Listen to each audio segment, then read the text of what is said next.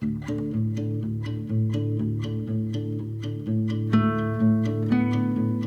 friends, I am really excited to launch a new course called Growing Through Transitions this coming Wednesday. And part of the reason I'm really excited about this course is that it's talking about transitions. And it feels very timely right now because we're just in a massive global transition between the old normal and then the new post-COVID normal, whatever that's going to be. And so I wanted to just say a little bit about the body of work that this course is based on, which is the Tibetan Buddhist teachings on death and rebirth, but also what I think is relevant about those teachings right now, and specifically what's relevant about this in-between state that these teachings really emphasize between death and rebirth. So first of all, the Bardo teachings talk about four major Bardos. So there's the Bardo of this life, the Bardo of Death, the Bardo of Clear Light, and the Bardo of Becoming. And the Bardo of this life, it's kind of obvious. It starts when we're born and it ends when we begin to die. So it includes basically our entire lifetime. But I kind of appreciate the fact that thinking of it as a Bardo state, like the word Bardo just means like in between. So every Bardo state is the period of time that you spend in between one state and the next. So the Bardo of this life is just the time that we spend in between the last time that we went through the death cycle and were reborn, and then the beginning of the end of this lifetime. So this life, it's a really, really rich Bardo. This is obviously where we can practice and try to, prepare for the upcoming Bardo states. But a lot of the focus on Tibetan teachings on death and rebirth really comes more toward the other Bardo states. So the Bardo of Death, and if you're wondering where I'm going with all this and why I think it's relevant to right now, just like hang on, we'll get there soon. So the Bardo of Death describes the way that the grosser elements of what a human person is made of start to sort of break down and the more subtle elements start to shine through. So like the idea is that at the base of who we are, we're all Buddhas.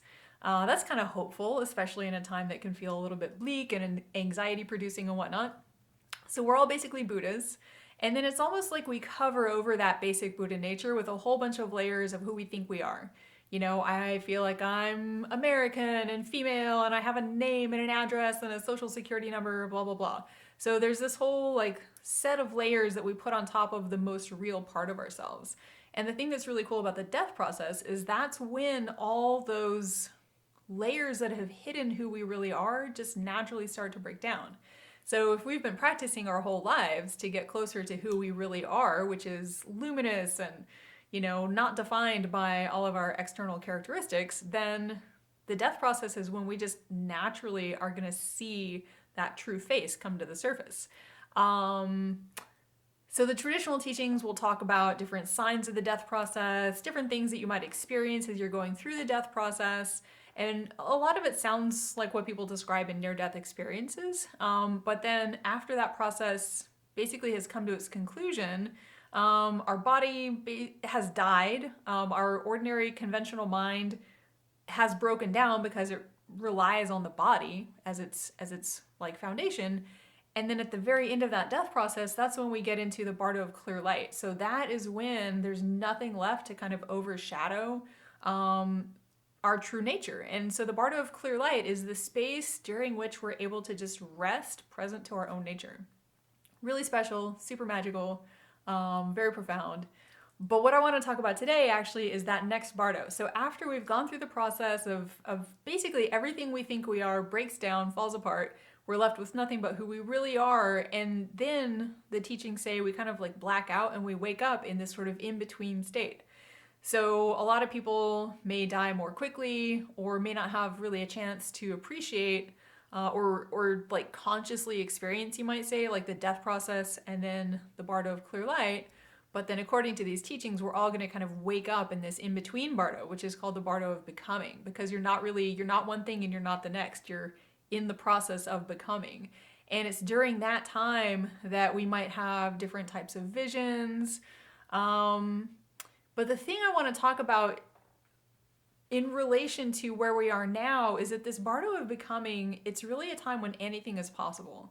There's no physical body, so if we think of a different place, we just go there immediately. If we think of a person, we're immediately with them.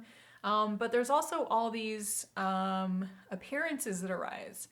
And something interesting and important, I think, about the Bardo of Becoming is that during that time, we don't necessarily discriminate what is the outside world and what's our own projection.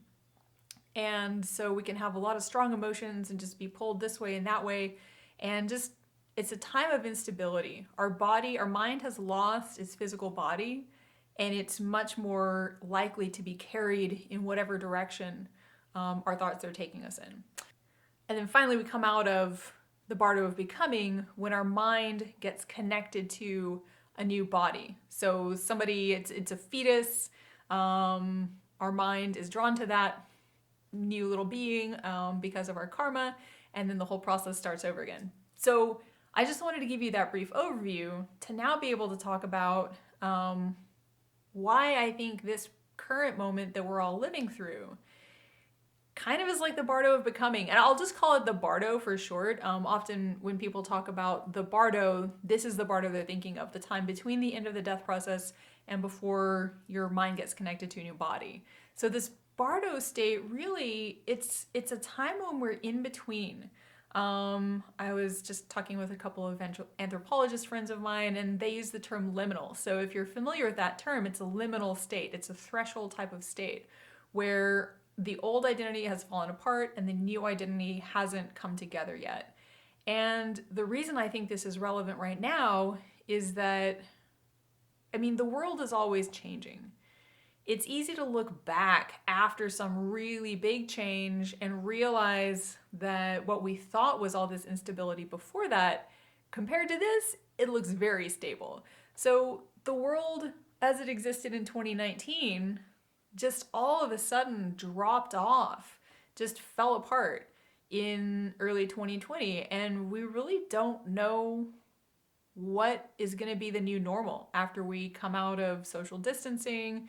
It sounds like we're in for at least another year of, potentially opening up, closing back, opening up, closing back until we have a vaccine, treatments for the coronavirus.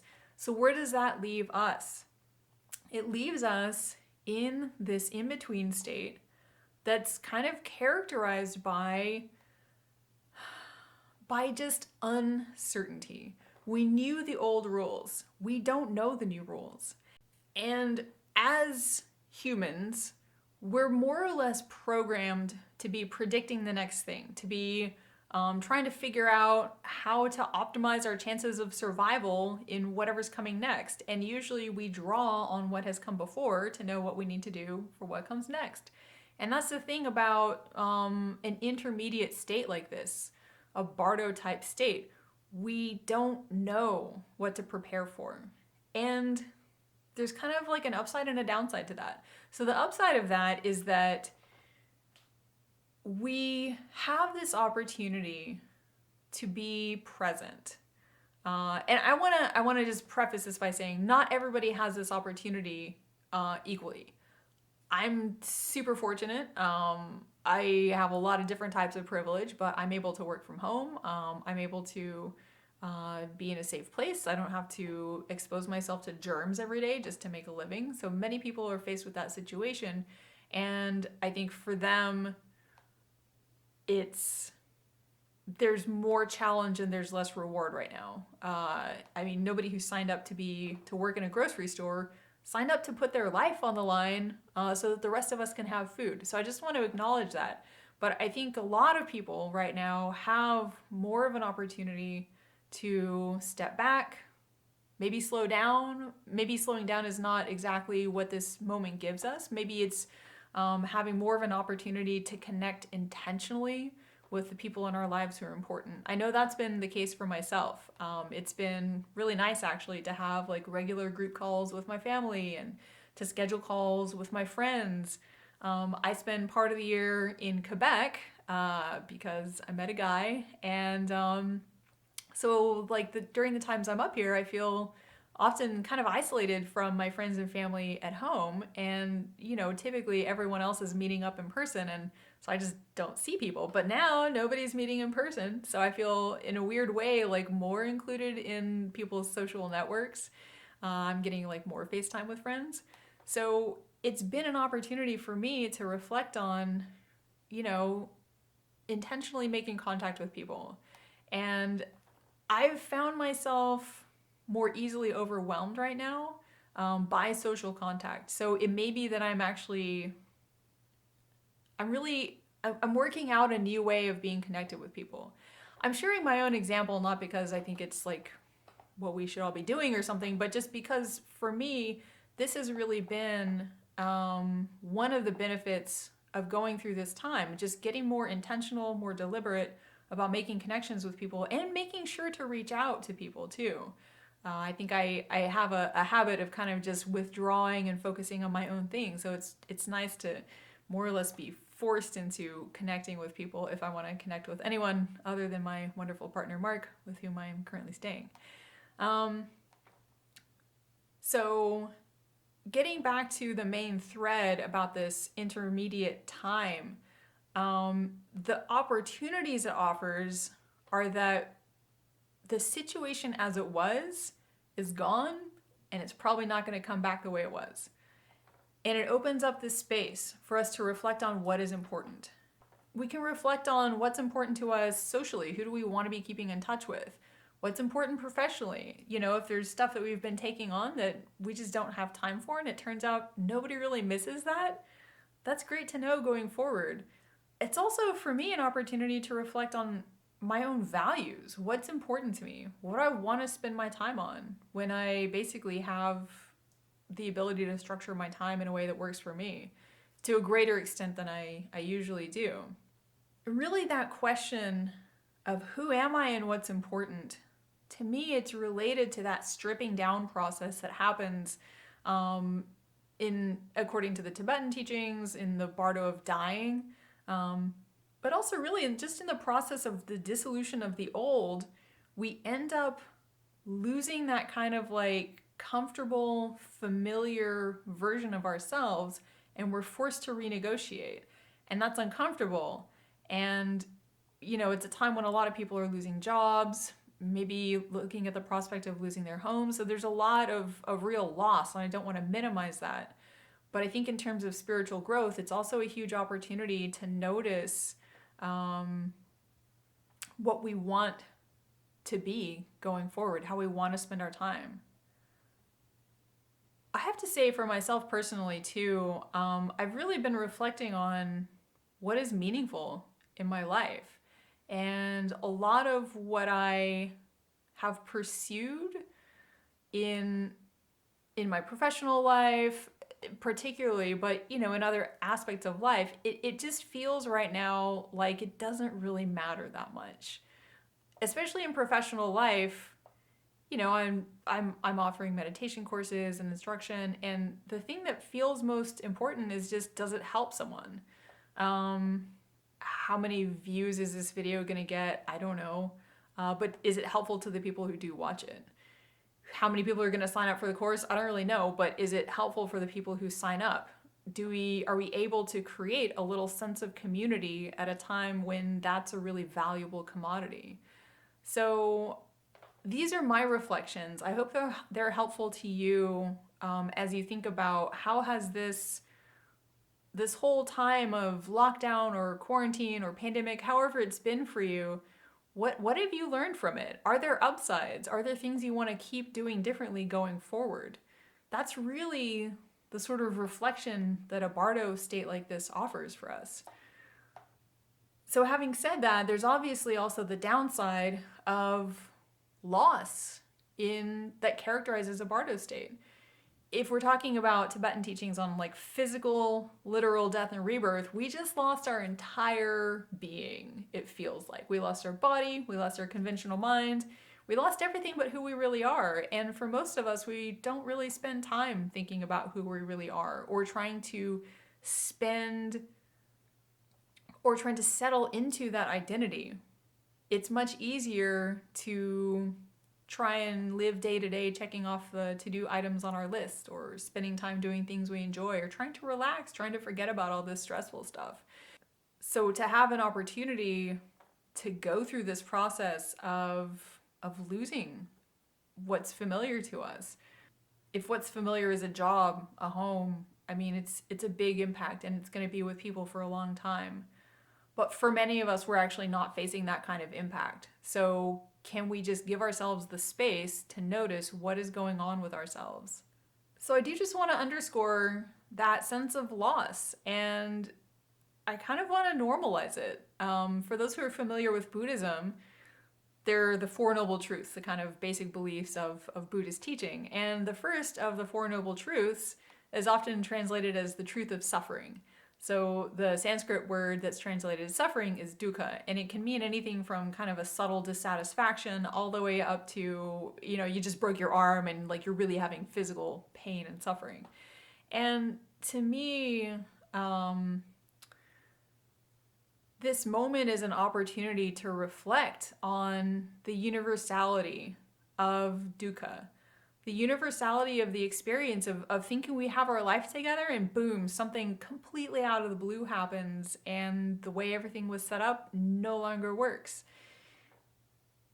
And I just want to emphasize that this is something that happens because life is impermanent, because societies are impermanent. Our society looks the way it does because of all the centuries and millennia of history that have gotten us to this point. And I think it's easy to lose track in daily life of how conditional our lives are, how fragile, really, in a lot of ways, our circumstances are, that we're not guaranteed another year, another decade. We're not guaranteed our time until retirement or whatever our next big milestone is. We're not guaranteed that that's going to look the way our lives have looked in the past. Sometimes I think we get the cultural message that when we experience a loss, like the loss of a job or a house or a partner, whatever it may be, that somehow it's our fault. And we may play a role. Right now, people losing their jobs because their companies are going out of business, they do not play a role in that.